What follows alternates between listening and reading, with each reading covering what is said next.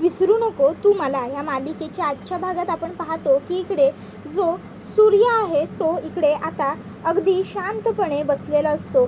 त्याला खरं तर खूप जास्त आठवण येत असते आता वैदेहीची. मग तो शेवटी त्याचा फोन घेतो आणि वैदेहीला कॉल करायलाच हवा असा विचार करतो आणि कॉल करतो सुद्धा. पण त्यावेळी आता वैदेहीने त्याचा फोन ब्लॉक केलेला असल्यामुळे फोन लागत नसतो. सूर्य आता म्हणतो, मॅडमनी माझा फोनसुद्धा ब्लॉक केलेला आहे. तर इतक्यात तिकडे वच्ची येते. वच्ची हाक मारते, सूर्या. त्याबरोबर सूर्या दरवाजा उघडतो. वच्ची म्हणते, काय रे, कधी आलास रात्री? काय कळलंच नाही माका. तू इलोस तो माका माहीत नाही झाला, पण रात्री इलास तू जेवलास तरी काय की असंच झोपलंस? त्याबरोबर तो म्हणतो, नाही बायो, जेवलो ना, रात्रीचा जेवलो आणि मग झोपलो, मित्रांबरोबर गेलो होतो ना. त्याबरोबर बायो म्हणता, काय रे, काय झाला? तू असा गपगप का राहतस की त्या काय बोलणार नाहीस? तुका काय होता काय? त्यावर तो म्हणतो, गो उशिरा इलन मगे रात्री म्हणान, बाकी काय नाही. त्यावर ती म्हणता, नक्की म्हणानच ना की आणखीन काय होता तुका? जर असान काय तर सांग माका. त्याबरोबर सूर्या म्हणतो, नाही गो, काय नाही बायो, खरंच काय नाही. त्याबरोबर बायो म्हणता, रे आऊस असे मी तुझी, माझ्यापासून किती पण काय एक लपविण्याचा प्रयत्न केलास ना तरी तुका तर जमणार नाही. त्यावर मग तो म्हणतो की नाही, खरंच काही लपवत नाही आहे मी बायो, चल मी निघतंय, माका बंदरावर जाऊचा असा, हिशेब करूचा असा बोटींचा. आणि तो थंयसून निघून जाता. तर दुसऱ्या बाजू खैसर वैदेही बसलेली असता. आता वैदेही थंय बसलेली असताना तिका सूर्याबरोबरचे क्षण आठवतात आणि मग ती बंदरावर बसून बोलत असता, खरंच आई मला माफ कर ग, मी चुकले. म्हणजे आयुष्यात पहिल्यांदा मी एका माणसावर विश्वास ठेवण्यात चुकले. मला कळलंच नाही हे सगळं कसं काय झालं. एखादी व्यक्ती आपल्यासाठी आउट ऑफ दी वे जाऊन काहीतरी वेगळं करते, आपल्यासाठी विचार करते, आपल्याला जपते, हे बघून मी थोडीशी चुकीची वागले ग, थोडीशी आउटलाईनला गेले, पण शेवटी मी चूक केली आहेच आई. त्यानंतर मग वैदेही म्हणत असते, पण आता बास आई, खरंच माझ्याकडून ही जी चूक एकदा झाली आहे ना ती मी पुन्हा करणार नाही आहे. पुन्हा आता मी अशी नाही वागणार आहे. खरंच माझं चुकलं आई, मला माफ कर ग आई, मला माफ कर, असं म्हणत वैदेही रडत असते. आणि मग पुन्हा एकदा तिला सूर्याबरोबरचे ते चांगले प्रसंग आठवतात. सूर्याची आणि तिची पहिली भेट, तिथपासून दशावताराच्या सेटवरची तिची एंट्री, त्यानंतर मग त्या दोघांनी एकत्र डिनरला जाणे आणि तिथे तिने ते सगळं ऐकणे. त्याबरोबर मग आता दुसऱ्या बाजूला सर बयो, मामा आणि सूर्याची बहीण जेवूक बसलेले असतात. इतक्यात आता पटकन ती म्हणता, गो मामी, तू किती कशी उभी राहतस आणि की कशी अशी वाढत राहतस गो, तू पण बस, आम्ही तुझ्या वांगडा खातो. त्यावर मग मामी म्हणता, गो असा काय बोलतस, आजपर्यंत बयोनी खाल्ल्याशिवाय मी खाल्लंय काय? जसा देवाक नैवेद्य दाखवतात आणि मगे समधी खातात तसा बयो खाल्ल्याशिवाय मी काय खाणार नाही. त्याबरोबर मग मामा म्हणतो, बरं बरं, रवान द्या, आम्हा सगळ्यांका वाढा. इतक्यात बयो विचारता, काय रे, काय कळला काय, रात्री माणसं ठेवली होतीस मगे? त्यावर मामा म्हणता, गो काय कळणार काय, काय नाही, मित्रांबरोबरच गेलो होतो सूर्या, मित्रांबरोबरच होतो, बाकी काय नाही गे, काय नाही. त्याबरोबर मग बयो विचार करता, जर मित्रांवांगडच होता तर मग ह्या पोरगा माका असा किती वाटला सकाळी. तर सर मामी सगळ्यांका खाऊ पिऊक देत असता. इतक्यात बयोच्या फोनवरती गुरुजींचा फोन येता. गुरुजी बयोक सांगतात, असशील तशी वच्ची ताबडतोब निघून ये सर, आणि हो येताना एकटीच ये, मगे कोणाक सोबत घेऊ नकोस. त्याबरोबर गुरुजी फोन कट करतात. हैसून बयो हॅलो हॅलो हॅलो करत असता, पण तोर फोन कट झालेलो असता. मामा म्हणतो, काय गो, काय झालं बयो? त्यावर वच्ची काय एक न बोलता पटकीने जाऊक निघता. आता ती थैसून निघून गेल्याबरोबर लगेचच मामी पुढे येता. त्याबरोबर सूर्याची बहीण मामी विचारता, काय मग मामी, आता तू काय दिसभर उपाशीच राहणार काय? आणि मग मामा भाची दोघंजणं असतात. तर दुसऱ्या बाजूला इकडे आता सली आणि वैदेही दोघीजणी उभ्या असतात. आता ती म्हणत असते, अगं काय करायचं, माका काय एक सुचना नाही, ह्या सगळा असा झाला आहे. तर त्यावर तिची मैत्रीण म्हणता, गे माका वाटला नव्हता तो पोरगा असा असेल, सूर्य असा वागू शकता यावर माझा विश्वासच नाही बसला. त्यावर वैदेही म्हणते, यापुढे आता जसं दिसतं तसं नसतं, या गोष्टीवर विश्वास ठेवायचा. त्याबरोबर आता लगेचच तिची मैत्रीण म्हणते, हो गं हो, खरंच बरोबर. त्यावर वैदेही पुढे म्हणत असते, मला ना खरंच कधी कधी कळत नाही की मी कशी चुकले. इतक्यात एक वॉर्डबॉय येतो आणि म्हणतो, वैदेही मॅडम, सिस्टर, तुम्हाला दोघींना सुद्धा मॅडमनी केबिनमध्ये बोलवलं. त्याबरोबर लगेचच आता वैदेही म्हणते, ठीक आहे, तुम्ही वा पुढे, आम्ही आलोच. त्याबरोबर तो वॉर्डबॉय तिकडनं निघून जातो. सिस्टर म्हणते, ह्या मॅडमने आता किती बोलवला, माका काही कळणार नाही बघ. इतक्यात ती म्हणते, मी कपा देऊन येतोय, तू हो पुढे. वैदेही म्हणते, ठीक आहे. वैदेही पुढे जातच असता इतक्यात थैसर सूर्या येतात. सूर्या वैदेहीक म्हणतात, मॅडम मॅडम मॅडम ऐका ना माझं. हे बघा, तुम्ही जे काय ऐकलत ना ते सगळं चुकीचं होतं. हे बघा, तुम्ही जे ऐकलत ना ते सगळं तुमच्यापर्यंत चुकीच्या पद्धतीने पोहोचलं. प्लीज प्लीज एकदा माझं म्हणणं ऐकून घ्या, एकदा मला काय सांगायचं आहे ते समजून तरी घ्या. वैदेही म्हणते, बाजूला हो, मला काही ऐकायचं नाही आहे. सूर्या म्हणतो, मॅडम याला काही अर्थ आहे का? तुम्ही शीतावरून भाताची परीक्षा करताय. अहो, हे चुकीचं आहे की नाही? प्लीज किमान एकदा मला बोलण्याची संधी तरी द्या. मी काय म्हणतो हे जर तुम्ही ऐकलंच नाही तर तुम्हाला कसं कळणार मी काय केलं किंवा काय नाही केलं आहे ते? प्लीज एकदा मला बोलू द्यात ना. त्याबरोबर वैदेही म्हणते, मी म्हटलं ना मला काही बोलायचं नाही आहे. आणि हे बघ, मला इथे तमाशासुद्धा नको, तू इकडनं निघून जा, मला काही ऐकायचं नाही आहे. सूर्या म्हणतो, मॅडम अहो असं नका ना करू, मला एकदा काय बोलायचं आहे ते ऐका तरी. त्यावर वैदेही म्हणते, क्षुल्लक पैजेसाठी तयार केलेलं कुठलंही नातं मला माझ्या आयुष्यात नको आहे, समजलं? आणि मग त्यानंतर आता ताबडतोब सूर्या हा वैदेहीला म्हणतो, मॅडम अहो पण मी. त्यावर वैदेही म्हणते, बास, मी आत्ताच सांगितलं तुला की मला काहीही ऐकायचं नाही आहे, मग तरीही तू माझ्या पाठी का लागतोयस, का मला त्रास देतोयस? मला जाऊ दे, माझा रस्ता सोड. आणि मग सूर्या वैदेहीला थांबवत असतानाही वैदेही निघून जाते. त्याबरोबर दुसऱ्या बाजूला इकडे आता जे बाबा असतात ते वच्छीला म्हणत असतात, सुरुंग सुरुंग. त्याबरोबर वैदेही म्हणते, बाबा काय बोलताय तुम्ही? हे बघा, जा काय असेल तर माका स्पष्ट सांगा बघू. आज पवतर कधीच माका तुमच्या अशा आवाजाची भीती नाही वाटली, पण आज एवढ्या वर्षात पहिल्यांदा माका तुमच्या आवाजाची भीती वाटली असा. काय झाला, काय होणार असा आता सांगा तरी. त्यावर बाबा म्हणतात, सुरुंग लागणार असा तुझ्या या गादीक, तुझ्या या सत्तेक. त्याबरोबर ती म्हणतात, काय सुरुंग माझ्या गादीक, माझ्या सत्तेक? बाबा अहो, त्या मोहित्यांमध्ये एवढी ताकदच नसा की ते ह्या वच्छीच्या गादीक अशी धक्क्याची हवा तरी देतील. त्याबरोबर लगेचच बाबा म्हणतात, मी त्यांचं नाव घेतलेला नसा वच्छे, मी त्यांच्या बाबतीत नाही बोलत. मी तुझ्या लेकाची पत्रिका बघितली असा. हे बघ, त्याची पत्रिका बघून मी तुका सांगतो, सध्या त्याच्या आयुष्यात राहूची दशा खूप वाईट सुरू असा. आणि या परिस्थितीत जर त्याचा लगीन झाला तर घरात येणारी सून वादळासारखी असेल. घरात येणारी सून तुझं सगळं अस्तित्व संपवल, ती तुझ्या या साम्राज्यात सुरुंग लावल. घरात येणारी सून ही खूप जास्त धोकादायक ठरल. म्हणान सांगतंय, लेकाचा लगीन या 2.5 वर्षात करण्याचो इच्छार पण करू नकोस. पुढच्या 2.5 वर्षानंतर मग सूर्याच्या लग्नाचा जर तुका घाट घालूचो असा तर घाल. जर आता चुकून जरी लेकाच्या लग्नाचा घाट घातलंस तर लेकाच्या लग्नात नंतर मोकळी होशील, पण त्याचबरोबर स्वतःक एका खूप मोठ्या अडचणीत आणून ठेवशील. तर दुसऱ्या बाजूला इकडे मॅडम आता म्हणत असतात, जर तुम्ही लोकी घरून आणलेला डब्बा कुठे संपवायचा म्हणून या शिबिरात येत असाल ना, या केंद्रात येत असाल ना, तर तसं अजिबातच करू नका, समजलं ना? आणि स्वतः मात्र बका वडापाव खात असतात.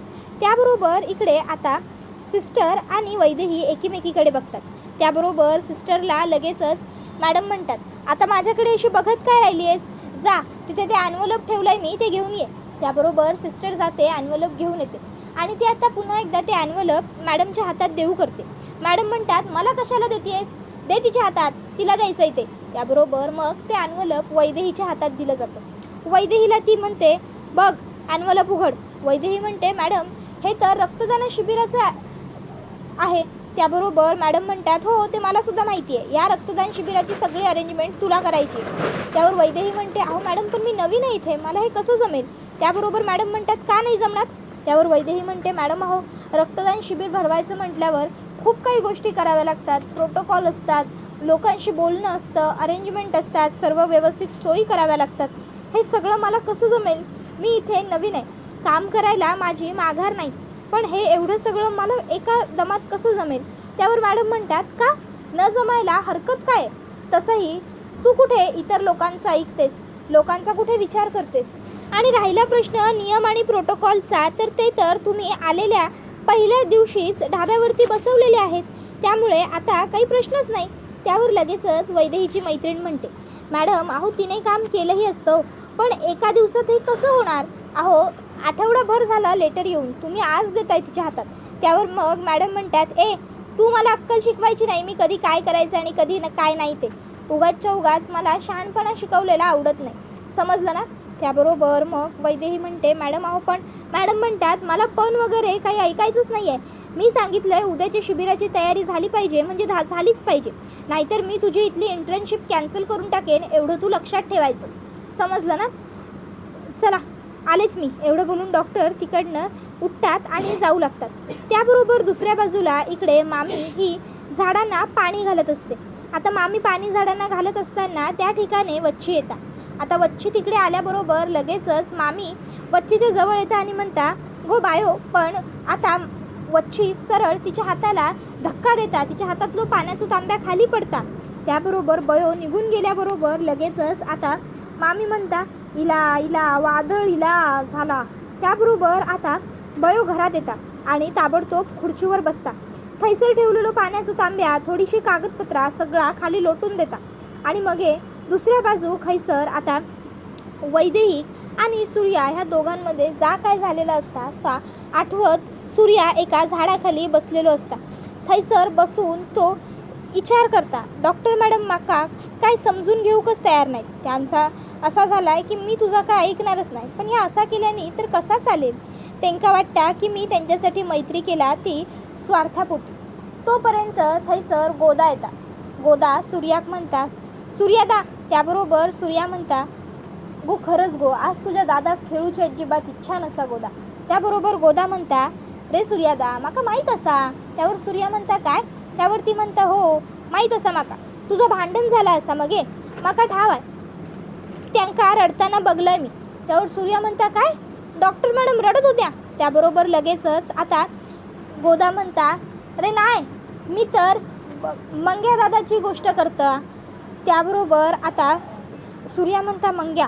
त्यावरती म्हणता, हो मंग्या आणि नानू दादा ते दोघं जण थैसर आपल्या समुद्राकडे रडत बसले होते.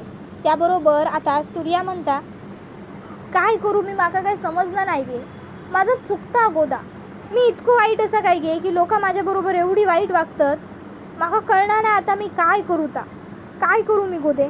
त्याबरोबर गोदा थैसर येता. सूर्याक म्हणता, बस सूर्यादा. त्यावर सूर्या थैसर बसता. गोदा म्हणता, सूर्यादा तू माका नेहमी एक गोष्ट सांगतास, ती काय? त्यावर सूर्या म्हणता, काय सांगताय? त्यावर ती म्हणता, सूर्यादा अरे तूच म्हणतोस मगे, जर आपली चुकी असा तर माफी मागायची, परत जोपर्यंत माफी मिळणार नाही तोपर्यंत माफी मागायची, आणि जो आपली चूक मान्य करता तो माणूस, आणि जो आपली चुकी मान्य करून माफी मागता तो देव माणूस. मगे तू माफी माग की.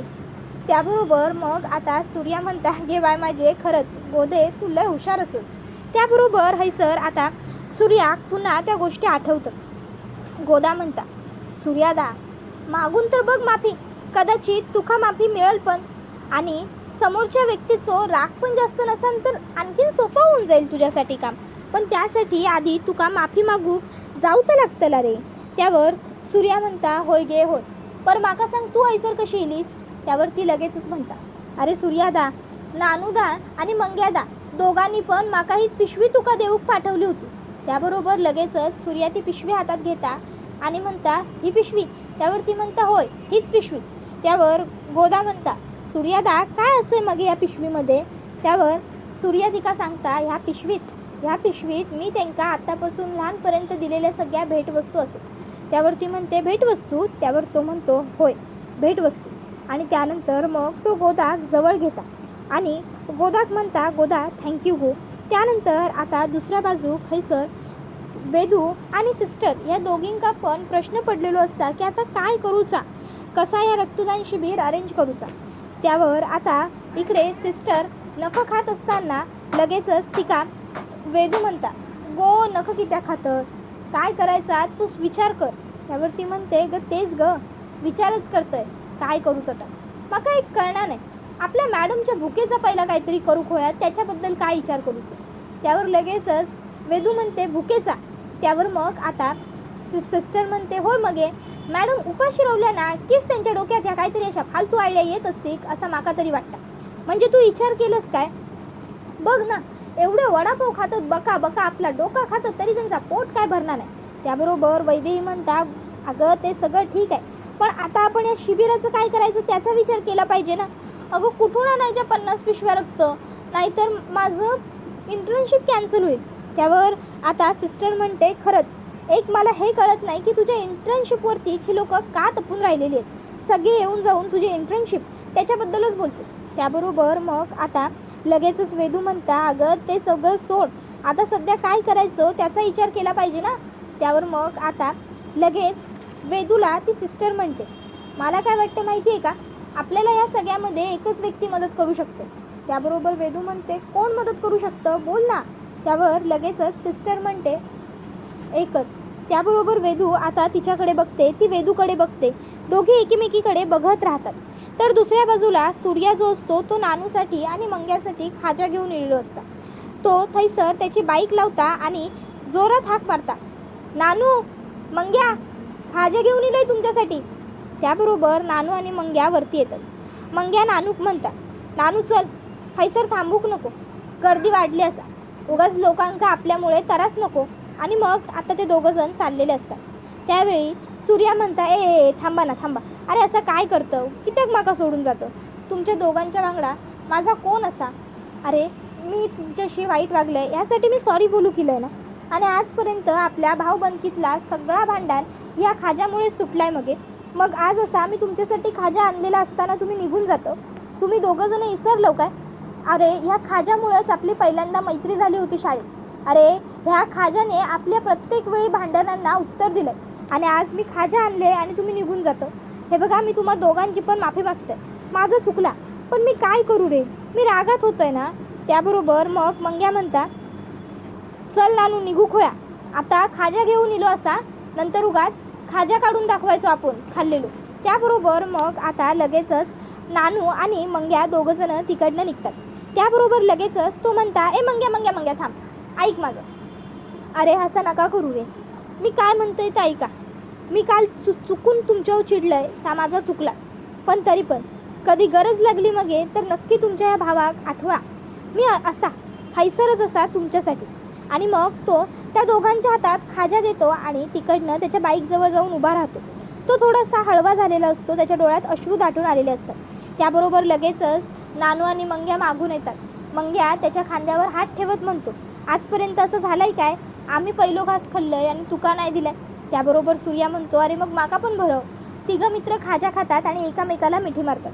इतक्यात सूर्याचा फोन येतो. सूर्या फोन उचलतो आणि त्यानंतर म्हणतो, बरं बरं ठीक आहे. नानू विचारतो, काय रे काय झालं सूर्या.